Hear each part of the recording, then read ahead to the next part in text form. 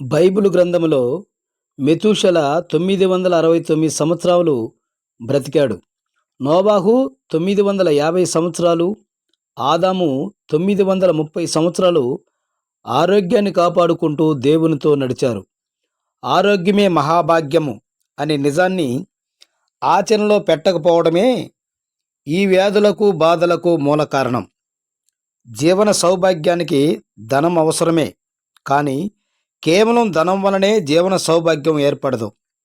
సుఖ జీవనానికి అవసరమైన అంశాల్లో ధనం ఒక భాగం మాత్రమే. అయితే ధనం కోసం ప్రయత్నించి సంపాదించాలనుకోవడం తప్పు కాదు. ఆ ప్రయత్నంలో పడి ఆరోగ్యాన్ని నాశనం చేసుకోవటమే తప్పు. కాబట్టి ఆ తప్పును సరిదిద్దుకొని ఆహార విహార వ్యవహారాలు నియమాలు పాటించి మన ఆరోగ్యాన్ని మనమే కాపాడు